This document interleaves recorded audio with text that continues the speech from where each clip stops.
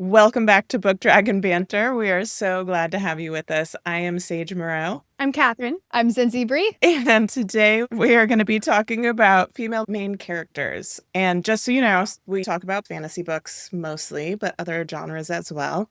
And we do occasionally jump into other non-book related pop culture references just because sometimes that makes it easier to explain what we're talking about. So glad you're here with us, and let's get started.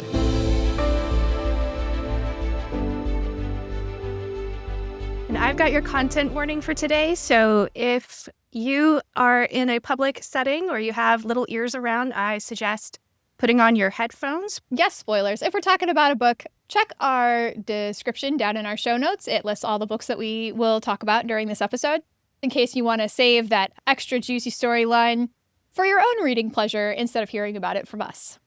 Okay, so when we are talking about FMCs, we are talking about female identifying characters. I have a question. Yeah. How main of a character are we talking about? Because when I was thinking about female characters in books that I really like, I realized that I read a lot of books with male main characters and female... I mean, I read a lot of books with female main characters also, but a lot of times maybe there's like multiple kind of lead characters, but the man or the young man is the main character, and there's a really awesome woman who is a side character, but still very integral to the plot, but maybe doesn't have her own perspective. So I was like, well, are we talking about like she is the main character, it's her perspective? So we're not specifically limiting ourselves to female protagonists, female main characters, but not necessarily just female protagonists. Yeah. Okay, so today we are talking FMCs, female main characters who are not necessarily the main protagonist. Yes?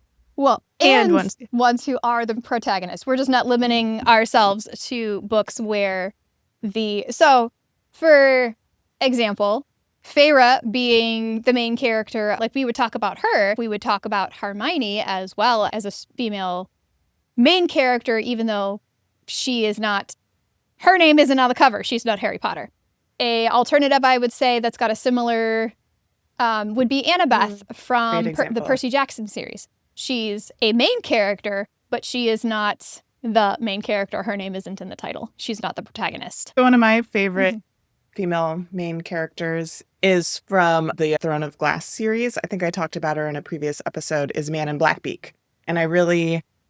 For that series, she was my favorite character. Selena or Aelin was cool, fine, but I really loved Manon. And I think a part of it was because she wasn't as whiny, in my opinion, and she had a little bit more of a gray morality, which I like. And she had this whole great attachment with her wyvern. And it wasn't all about like her and boys all the time. And I really appreciated that about that character. She's not like the lead, but she has a lot of time on the page once she's introduced to the plot. And one of the things I like about her, like I said, is that she's tough. She's like definitely falls into that kind of action girl genre of character or trope of character. And she also she's like a badass. She totally gets stuff done. She's classic Sarah J. Maas kind of like tough girl, swearing, and I don't know, she writes women very similarly, I feel like, in most of her books. But one of the reasons, besides that Manon is a witch, which I thought was cool, and like their whole iron teeth and iron nails and everything, was that I liked that element. But the fact that most of her relationship was around her wyvern or the other witches. So most of her like interactions on the page weren't with a man, which I think is a little bit rare. Totally. Would you also say that Manon passes the Bechdel test? What's the Bechdel test? Yeah. So the Bechdel test is, do your female lead characters have a conversation with another female that does not revolve around a man, whether it's the romantic lead? I was also seeing the point brought up that for women, it should also be a conversation that doesn't revolve around family either, because that would be the other sort of, I don't necessarily want to call it a trope, but another lane that those conversations fall into, where two women will have a conversation and the other is talking about, like, there isn't something else that they exist for. It's just to prop up your main character or to be a mother or a sister, or their familial place is the only other thing that matters about them. I hadn't heard that family part before. That's really great. I would say yes-ish, because she's mostly interacts with other women, and it's the other witches in her coven. So that's a little bit on the line of family because it is her coven, but they are also not necessarily related to her, but she's the leader of that group. So she's the boss of them. Mhm. Their interactions aren't always positive, but their conversations generally don't revolve around men. I don't think she's like the most stellar example of female main characters. I just really like her. So. I'm thinking of something like Finley Donovan is killing it kind of situation where we have like two strong female leads that don't necessarily fit that like, don't write this strong female character kind of trope, but they are supportive of each other. Not a ton of the plot or the conversation revolves around the men, although there are love interests that come in and out. They definitely pass the Bechdel test, and it's not just family and stuff. It's usually around how to get away with whatever murder they've committed in that book. I was about to ask, where is Finley Donovan from? Finley Donovan is not a killing name it. I know. I don't know who the publisher is, but I'm pretty sure it's a big 5. Oh, Finley Donovan is killing it is the title of the book? Never read it. It's excellent. It's Oh, funny. cool. It's not fantasy, but I do recommend for one of those summer version of reads that I actually really don't care what season it's in, but people tend to classify these lighter, funny stories that way. I think it's excellent. Well, we are fantasy focused, but not exclusive. The humor version that you find in Assistant to the Villain, I think that Finley Donovan is killing it is very similar, but there's like 2 female leads. There is one protagonist and she is female, one of those 2. And the other one is like very supportive, but she has her own goals. She has her own plot line. She does things that are not necessarily serving the goal of the main protagonist a lot of the time. So I really appreciate how the author has handled the characters. How about you, Zinzi? Do you have a... I was thinking about this, and I was trying to think how much of them being a favorite is because of nostalgia, because of when I read them, and how much is because they are a legitimately strong female character. One of them is Cimarine from Dealing with Dragons by Patricia C. either Reed or Reedy. I've never figured out how to say her last name. And she is a princess that runs away from her kingdom to the dragons and gets hired by a dragon to be that her one. chief cook and librarian. It's the Enchanted Forest Chronicles. Like, those are books that partially helped raise me. So, like, Cimarine is formational as a character. And I love her because she's smart, she's spunky, she's driven, but she's also stubborn. Like, that's a flaw for her. She's so stubborn that, she was constantly butting heads with her family, sometimes with her tutors, with other dragons, what she's in the Mountains of Mourning. Sometimes that stubbornness serves her, and sometimes it's a detriment. It's both things. And so I think that's wonderful with a flaw, is when it goes both ways. And at moments serves the hero or heroine, and at other times causes them problems. So Cimarine, gosh, do I even know her? Does she don't have remember a last it. name? I don't know if she has a last name.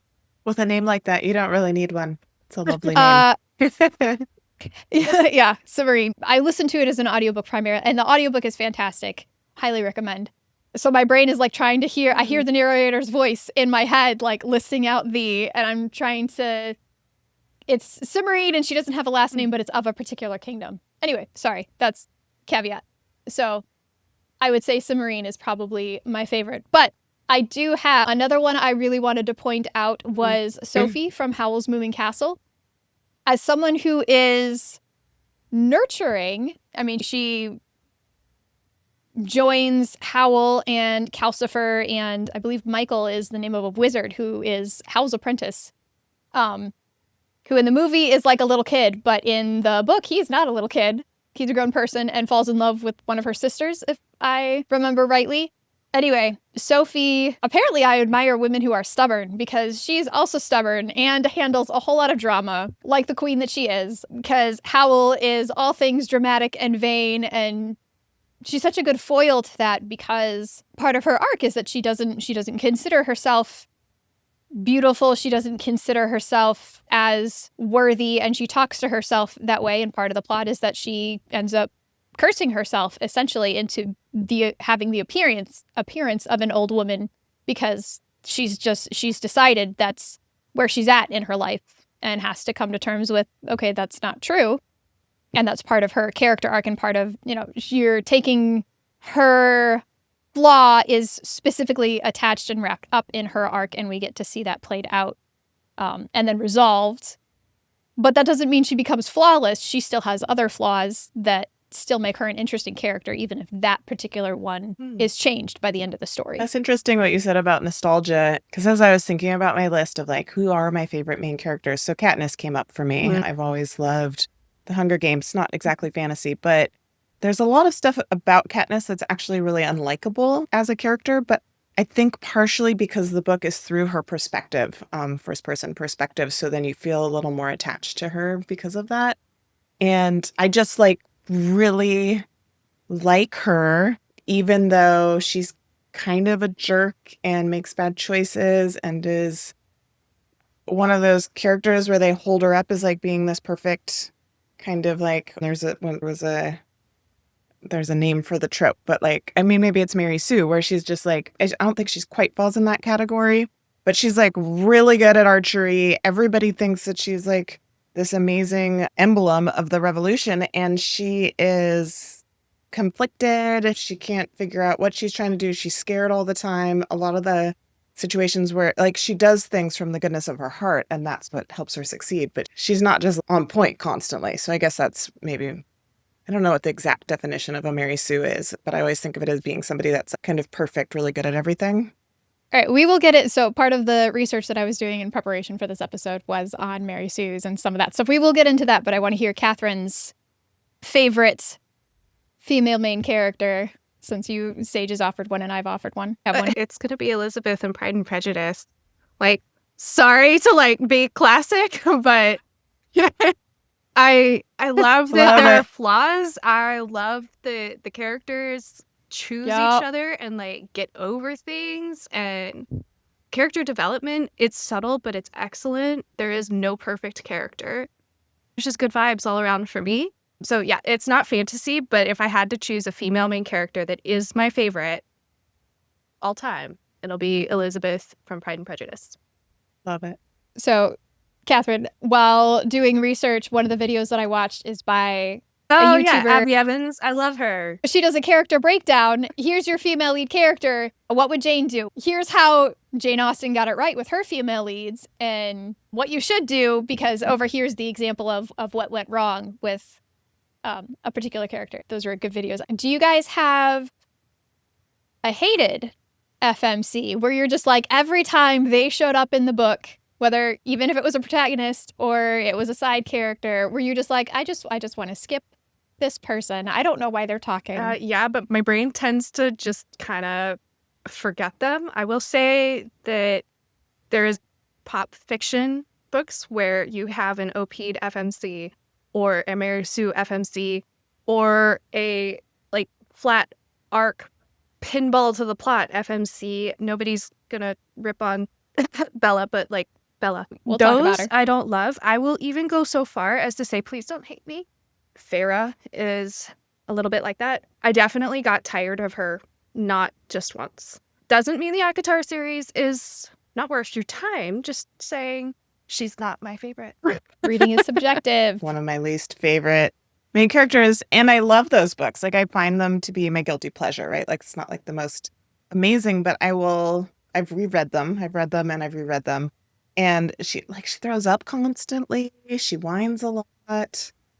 She kind of gets on my nerves. I do like that she's an artist. And she kind of stops that at some point when she becomes completely obsessed with the eventual male lead, right? But she gets back to it, but she starts thinking about painting him naked and stuff like this, right? It's inspirational. I very distinctly remember a whole scene where she was painting in there, they knock over the paints that are covered in paint while they're getting busy. So no, the painting the painting continues. I also read a romantasy called When the Moon Hatched, which is fairly recent, super long, and I didn't like the main character's name is Rave, and she has a similar, which is a cool name, but she has a similar kind of style of being super tough and super kind of foul-mouthed as a lot of the Sarah J. Maas characters, but she's really cocky, and she just rubbed me the wrong way the whole time. And I didn't know, like, there wasn't enough empathy maybe that I felt for the character, because she kind of has this classic vibe that I get from a lot of women characters in more recent romantasy, fantasy with kind of badass women. And I just don't like their brawler attitude. Maybe it's just that it's overdone, but she was like worse than Feyre. Put it like that. I will also comment that this feels like it's very much in romantasy, more particularly, where it feels like our female leads are dudes with boobs. Like the equivalent personality is a guy could be doing the same thing. We just decided to give this character. Yeah, and I'm concerned you may as well like take that a step further. Good gender benders and like, oh, okay, then there's like an extra element. Then that would be more interesting. I watched where the big character, the FMC, was like this. I was like, okay, it's still super entertaining, but it's never going to like, she's never going to live in my heart because it was super unrelatable. She was good at everything masculine, and it was so surprising to the male lead, the romantic interest, that like he just couldn't get over how different she was and how unique she was, and just because she was like masculine. I mean, she stood up for a lot of feminine values, but I'm not like other girls. I'm dressed like a badass. Like I loved it. I loved her look and like her values, but I couldn't get over the fact that it was so easy to feel completely unrelatable to the FMC. I feel like this is a little bit this trend is a little bit of like what went wrong with feminism, of the idea of like women can be the same as men. So we can be in the workplace while raising our kids, and we can, not to say that that's not a great thing, but it's just kind of like, how can we make ourselves like men, as opposed to how can we make ourselves empowered, be able to have the same level of power in jobs and salary, etc., while also still maintaining a level of vulnerability. And how can men become more vulnerable as well? Like, instead of women becoming like men, how can we kind of dovetail together? And so this is like a classic example of just women being like men to be cool and badass. Like, where are the badass women that are soft and vulnerable? Yeah. For contrast, this, again, it's a TV show. Sorry, I guess my brain is locked into that today. But think of like Arcane or Penny Dreadful. I love the female characters in those, and they are definitely strong and badass, and they are distinctly leaning into their feminism. I definitely think like in Arcane there's some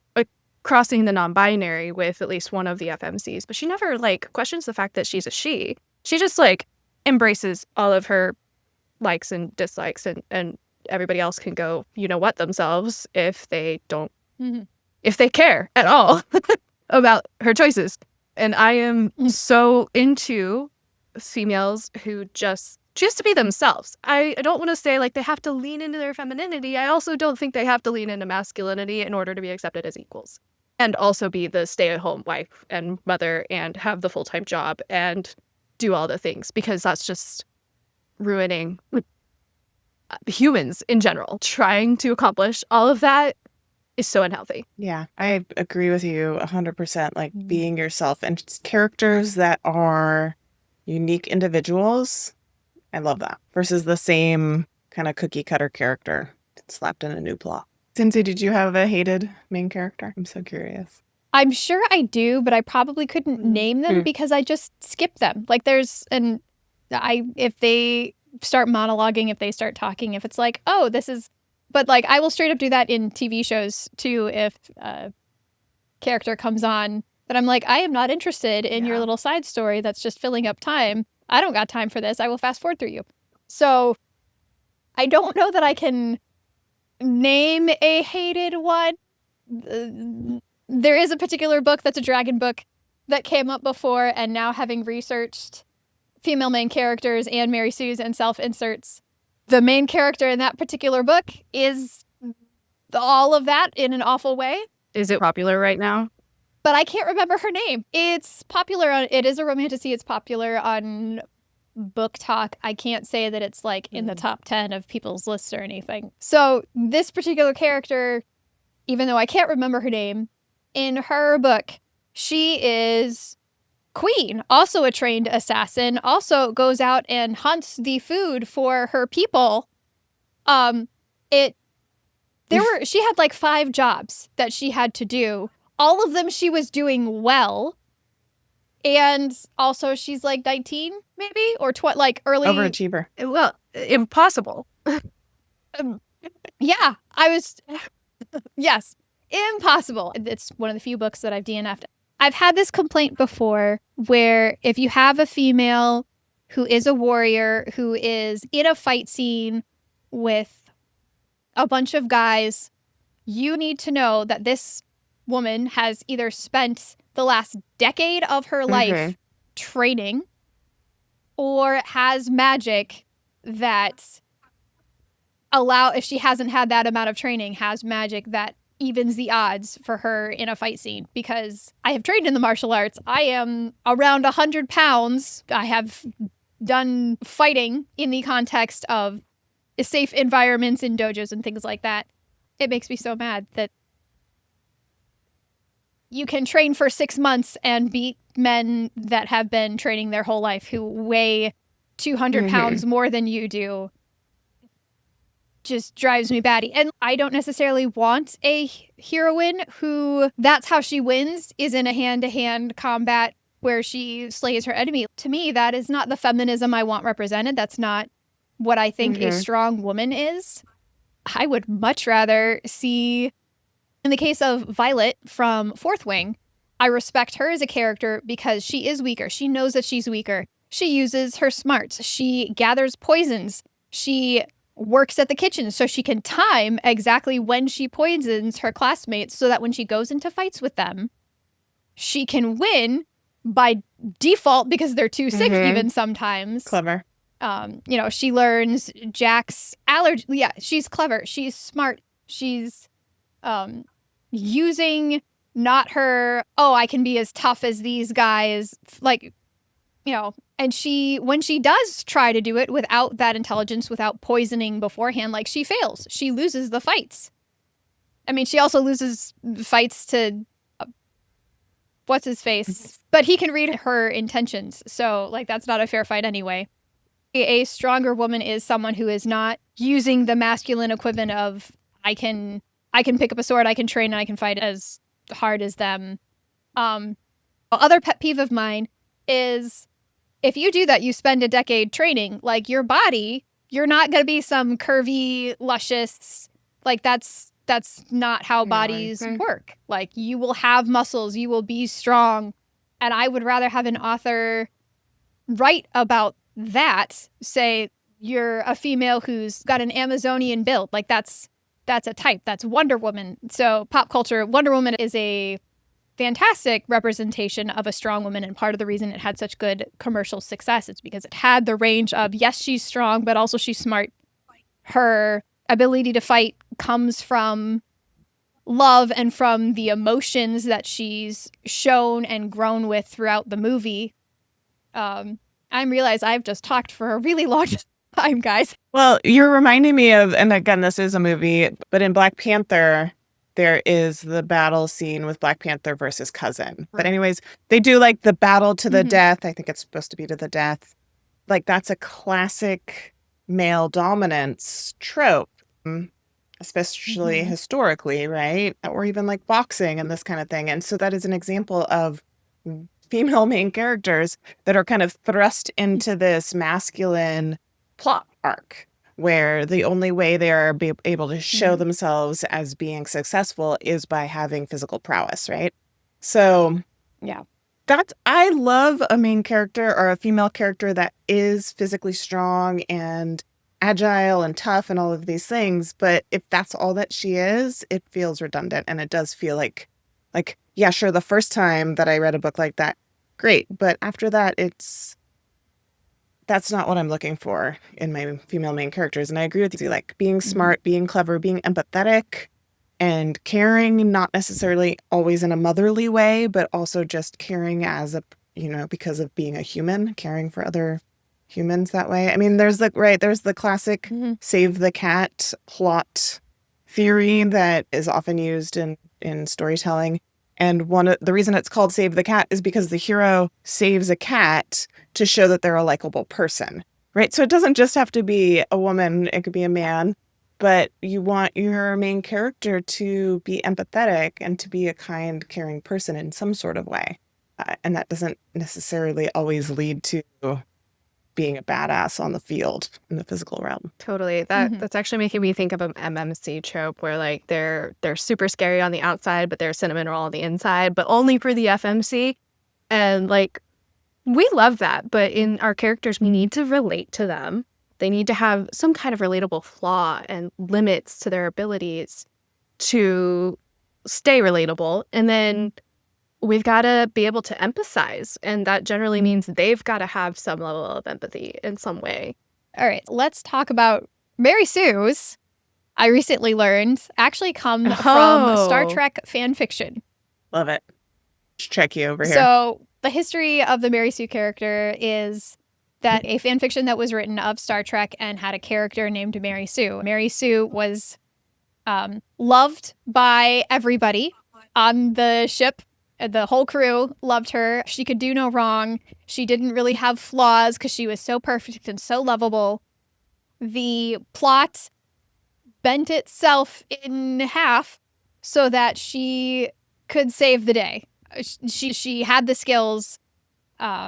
She could steer the ship. She could fix the ship. She totally believable. Can do all the things. So that is a Mary Sue. Versus a self-insert, which is a character that is the author putting themselves or putting in a idealized version of themselves into a story, or creating a story that is wrapped around their preferred version of events. Well, I was wondering if you have some examples of self-inserts, because I'm very curious about that one. I think as a writer, it's hard. Like, I feel like the book I'm writing right now has a main character that's a boy and a main character that's a girl, and I feel like there's aspects of myself in both of those characters, and also they're not me. So it's not like an idealized version of myself, except that I wish I had magic. So there's that. But are there like really clear examples that you can think of, or I don't know that there's really clear examples of self-inserts outside of fan fiction where you're like, hey, I'm myself, a book version of myself over here interacting with Percy Jackson or Edward, and Edward's now in love with me instead of in love with Bella or whatever, or Jacob. That just made it like Edward was in love with Jacob instead of Bella. That would have been great. Might have been a better story. I'm sure there's fan fictions about that. But I mean, that would have been, another level of compelling, because then it's, that werewolf versus vampire thing that is, there are books about that. So I'm trying to think, bringing up Twilight in particular, Bella is, poor thing.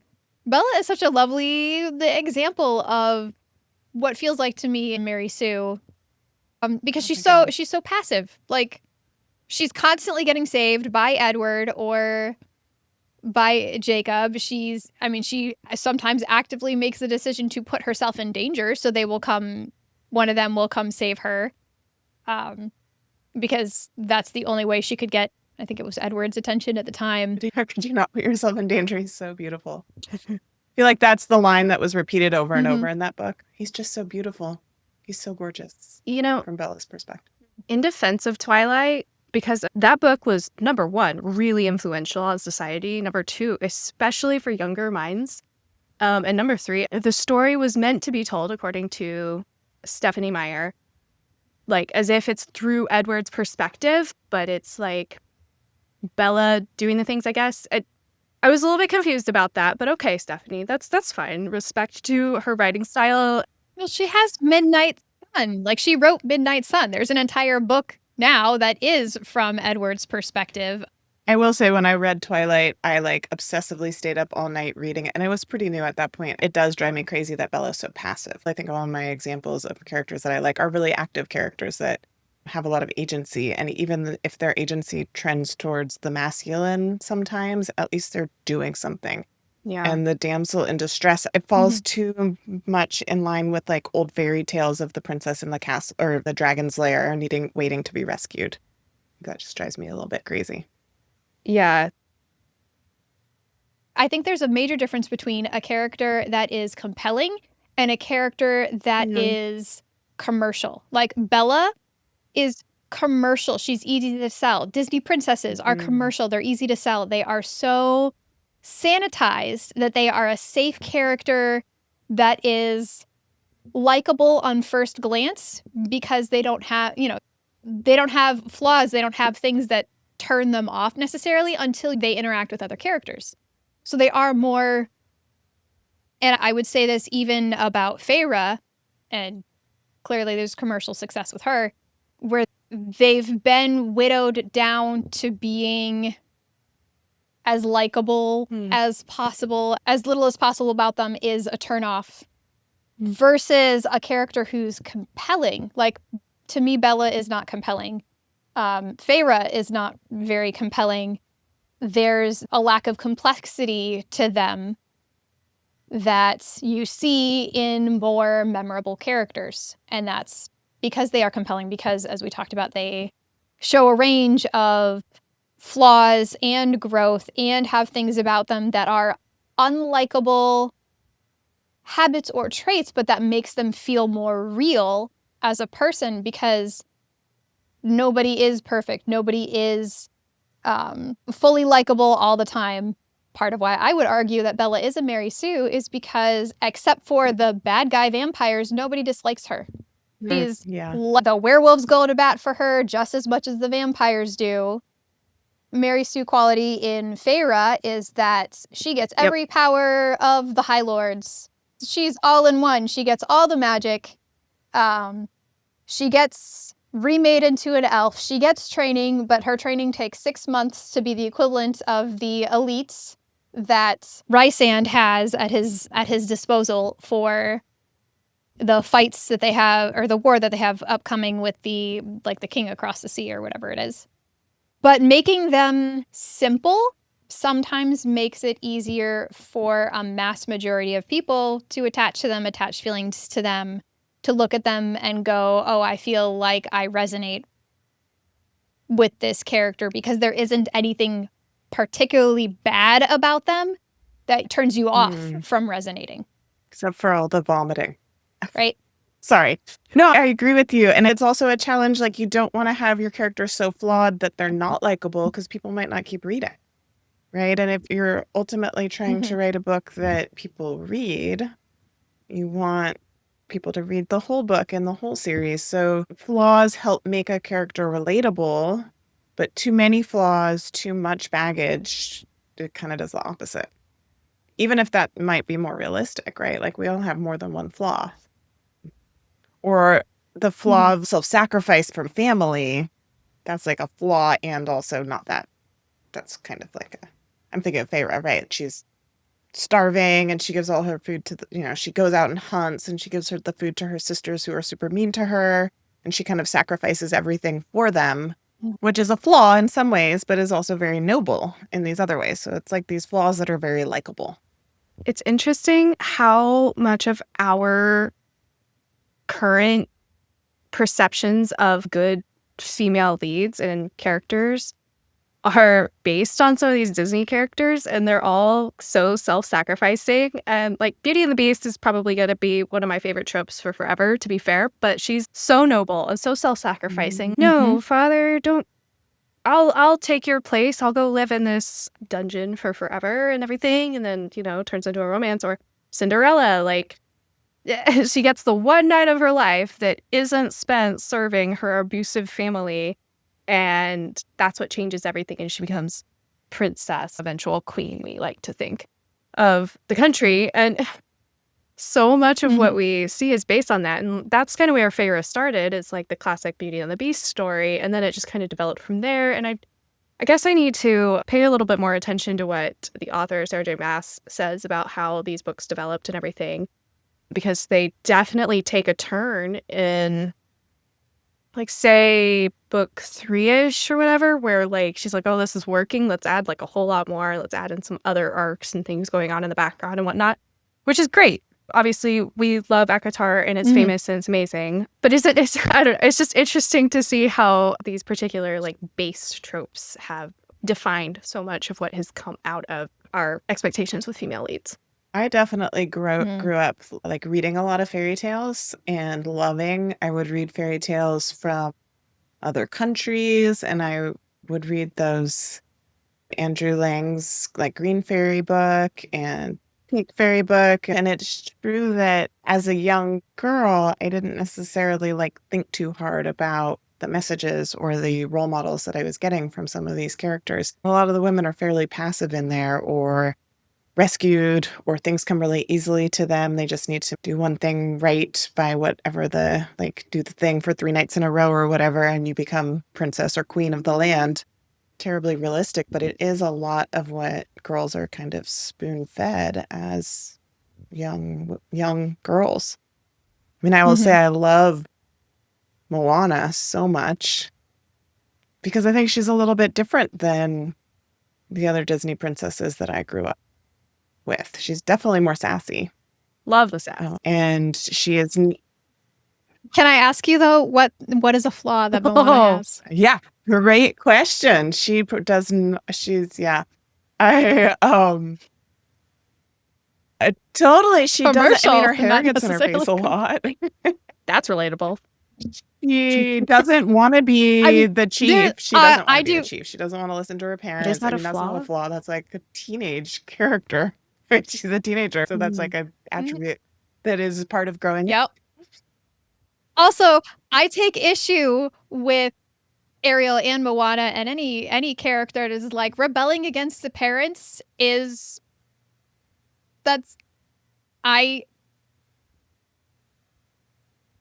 Sorry, I have extra words that like follow up that sentence, but rebelling against your parents, I don't think should be like, as you were saying, Sage, that's teenage dumb character flaw. That's not like your whole plot.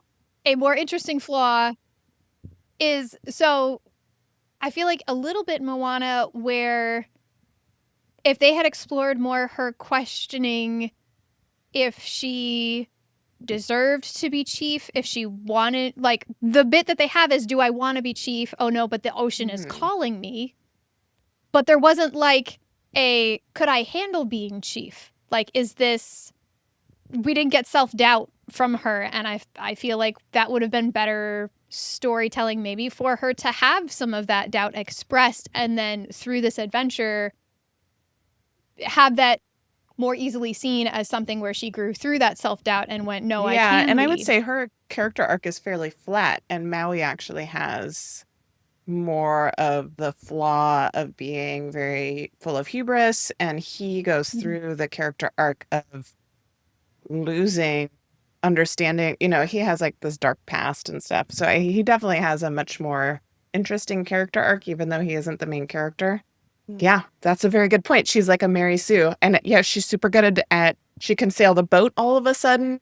I mean, I guess she probably learned to swim growing up on the island, but she's very good at swimming. She's exceedingly brave. I do still love it. Fair enough. There's no man, like, other than Maui. Maui is like her friend. I never felt like there was a love interest between them, so I did appreciate that.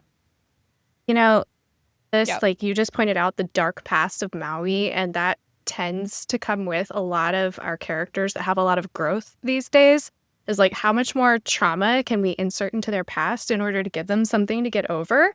And like, okay, it happens. Absolutely. There are some really dark experiences in our world, and like darker than I even know at this point. And there's so much fucked up with humanity, but not every character is going to have that level of an abusive or traumatic experience past kind of thing. Like Foxhole Court, it's not fantasy. There are some really traumatic pasts in there that really matter for the character's development and growth and their eventual conclusion and development. And they never turn into perfect characters, but they definitely turn into characters who accept their quirks and their problems and everything, and like continue to work on them. Whereas like I don't want to just harp on Sarah J. Maas, but again, like back to Throne of Glass, like the characters never really think about their own problems, or if they do, they're like, oh, but I have a reason for that, like, because I was an assassin, so like deal with it. I would actually disagree because I felt like book 3 of Throne of Glass, Selena goes through like this very dark kind of like when she goes from being Selena the assassin to becoming back to her original Aelin, her original Aelin. princess self. Okay, fair enough. Hard All right. life to be, and now I'm a queen. But that book is like her processing. Mm. And the first time I read it, I was like, I didn't really like that book. And then I reread it. I was like, actually, I think this might be the best one because there is that her like facing a lot of her past and having to overcome stuff so that she can then go back to being kind of like the perfect savior of the world, right? Okay, fair enough. Maybe I do need to do So a it does. reread. I do think it touches on it. Savior for people. You know, it brings me back to the fact that like, you love The Cruel Prince so much, and I DNF'd it twice. I kind of feel like I should go back and like get somewhere with that, with like some like enlightened perspective now that we've had some conversations and stuff about it. Like I feel like my opinions might change with some additional perspectives. Like I had some very distinct perspectives on how Violet was handled in Fourth Wing that after a good long conversation with you guys and a good long conversation with another bookish friend, that I'm like, okay, all right, I can accept these things now. That doesn't mean that I think that they're perfectly handled, but I understand. And really my problem came down a lot more to the coded character and the fact that she still pushes through and always makes it somehow. You took issue not with her character, but with the Deus Machina, the God in the machine. Here's the author coming to Yeah. save the day for the character instead of the character being Yes, forward to I did themselves. love her Or ingenuity have with the someone else poisons save and them. things, don't get me wrong. But there were some things that still bother me, but I'm a lot more open to that now. And I feel like if I went back and reread it, I would enjoy it on a different level. My opinions may not change, but my joy of it might. I may not be so locked in on that one problem. I think there's also like reading, you can read something and enjoy it even though there's flaws to it. And there's like the suspension of disbelief around a lot of that stuff. To me, the kind of like character always succeeding in that kind of way, especially in like more of a high fantasy, is similar to what you might get out of a cozy read where it's a happily ever after. You have this tragic backstory and life is all these horrible things happen and everything, but you're going to come out of it okay. And that's comforting. And I hate sad endings. I don't like reading books with sad endings. And my daughter really likes books with sad endings. And I'm like, no, I just won't read it. I don't want to cry at the end. I mean, if I'm crying, whatever, but I don't want to like cry at the end because it's super sad. I want a happy ending. And so some of that with high fantasy is like, yes, I pulled the sword out of the stone and I slayed the dragon and we all, okay, some people died, but we're all good now and the kingdom goes on and we don't have to talk about how I'm actually going to handle poverty or making sure that all of the workers in the fields have like a say in matter. We're just going to go with suspension of disbelief. So it's different a little bit from the perspective of a writer and how you want to present things and then just being like a reader for fun. So there's reading for fun and then there's reading for craft or for analyzation. And those are I definitely get a different enjoyment. That's fair. Like The Cruel Prince, for example, that you said, like the characters are not likable. I really love Holly Black's writing style is one thing. And I do feel like you have to read all 3 to fully get the whole plot. But they're not likable characters. They do mean things. And so like, I'm not holding that up as like this paragon of these amazing characters. It's just, I really enjoyed it. Okay. So for that matter, after speaking with this particular client who was actually like, let's talk about Twilight because there were some positive takeaways. I do want to go back and reread that series simply from the craft perspective because it did work. I mean, it became famous. It changed a lot of our literature. It added to that change. It got bundled up like right before all the Sarah J. Maas stuff, right after all the HP stuff. It did work. And some of that comes down to marketing and publishing and all of that. And a lot of that has to do with how the writer handled a lot of these things. It did create massive societal change or in expectations with our literature. And so that's entirely fair. There's this other thing. You mentioned that you never figure out how some of these characters handle like, oh, let's actually fix poverty and stuff like that. And that is actually something that really irritates me. I can fall in love with a character at the beginning and like get totally behind them because they're like coming from the trenches. They do have a traumatic past. And then they end up in the queen seat and they're obsessed with the male lead, and that's it. Yep. What do we call that? I don't know that there's a trope for that specifically, but I feel like this is a good segue into the difference between a hero's journey and a heroine's journey, because a lot of it, so with romantasy, you're getting they end up with the lead there, or the lead who's probably the king or the prince or the general or something, and now she's also the queen, or got shared rulership or whatever, and the world revolves around her spouse. You've got that version, which I think comes out of the hero's journey, where so a difference between the hero's journey and I'm excited. I've been sitting on this and thinking about this. I'm going to move my mic. I'm going to soapbox here for a second. And I'm sorry that this is a girls episode, but I'm going to talk about 2 male main characters. Okay? So, yeah, thanks for the shocked face, Sage. I feel like a really good example of this is the difference between Frodo and Aragorn in The Lord of the Rings. So, Frodo is the example of a hero's journey, with what he goes on at the end of his story is bittersweet. He ends up alone. The journey has changed him so much he does not fit back into society the way that he did. Versus Aragorn, who's got, in my opinion, a heroine's journey where he starts out isolated and through the fellowship gains allies, through going through the story that he does, continues to gain allies in Rohan, goes to Gondor, goes and takes up the deal with the Ghost King, whose my mind is going to blank on, but like the majority of his story is he's going and getting allies, he's networking, and yes, he does end up as king at the end, but he's made all of these connections, he's made all of this networking. When he takes that seat as king, because he has those allies, he's going to do a good job. The heroine's journey is about succeeding through networking, succeeding through found family, succeeding through connection, versus the hero's journey is succeeding in isolation, succeeding because you've sacrificed something, succeeding because you went it alone and you gave up on this other thing that you were hoping for to win the day.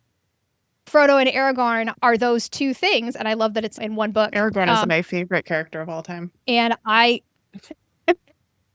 didn't even realize that about the heroine's journey aspect of it. Mm-hmm. My book recommendation off of this podcast is actually nonfiction. It is going to be Gail Carriger's The Heroine's Journey, where it does a fantastic breakdown on what the heroine's journey is and how that story is different and separate from the hero's journey. Also, how it's commercially viable, which was cool to see. She explains how Harry Potter is actually a heroine's journey, even though Harry is a male character. She goes into, it's not gender specific, it's the journey that they go on. Just like I think Aragorn, he has a heroine's journey in The Lord of the Rings as opposed to a hero's journey. Even though he's a male character, it doesn't matter which gender you are, you can have either version of a story.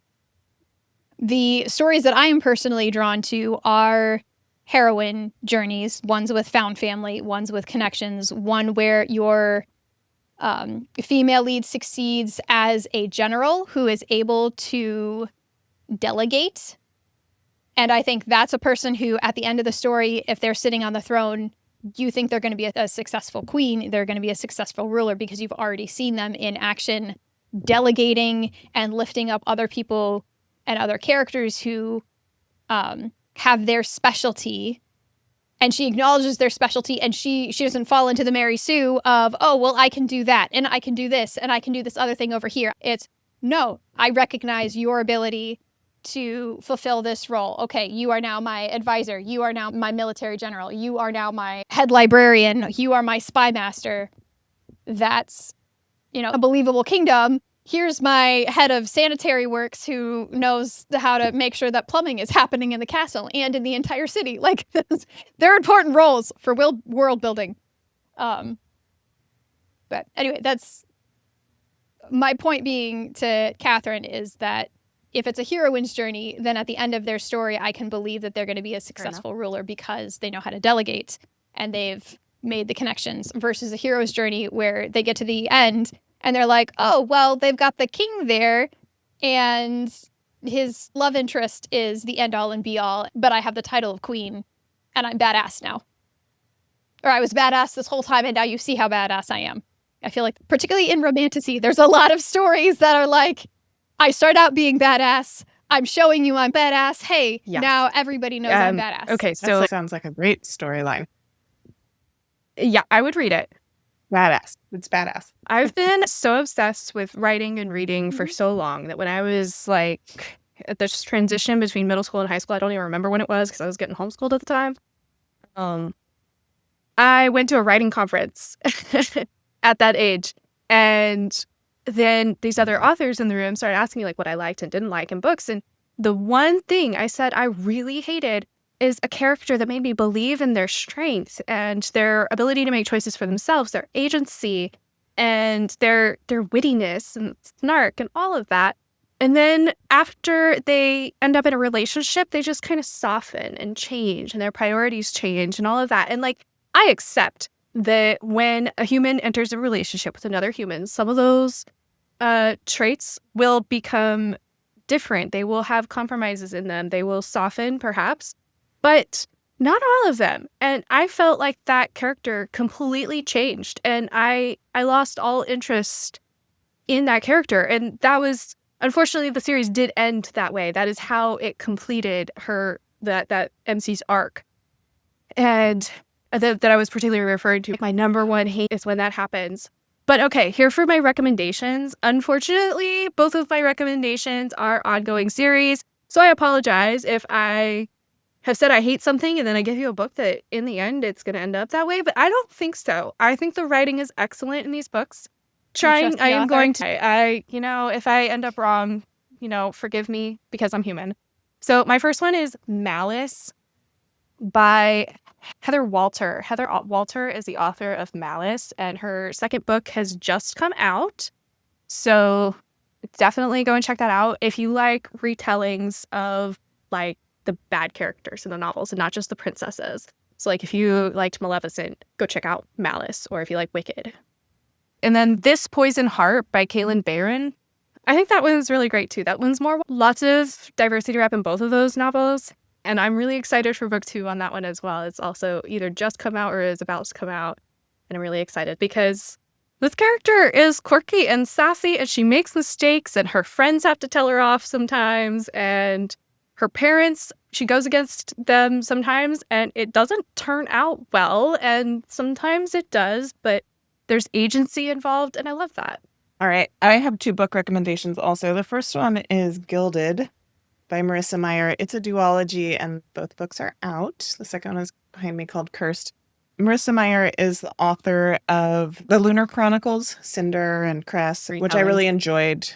It's like a futuristic Cinderella retelling, but this is a Rumpelstiltskin retelling, which I have never seen anyone else do before. The reason that I chose this for today's episode is because the main character in it, Cerilda, she is not a fighter. She takes care of children. She's a young woman. It's a young adult novel, but she takes care of children. She is kind of like a softer version of a heroine, but she is also extremely strong and like mentally and emotionally strong. And there's a little bit more of like a nurturer element to her. And I really loved that could be the kind of character that was presented in a young adult fantasy instead of a strong fighter type of woman. She's a storyteller. She is getting by on her wits. And then my other recommendation, I think I recommended it before, is the Scholomance trilogy by Naomi Novik. And the first one is A Deadly Education. And the reason I bring that up again is because I think the main character in it, especially in the first book, her name's Galadriel. And I think she undergoes a heroine's journey. She starts out as a loner. people don't like her because she gives off these like evil vibes. So she's very much on her own in this magic school. And over time, she networks with other people. She kind of creates this found family for herself. And only through that does she succeed to graduation. So both YA, fantasy, highly recommend both of those. Awesome.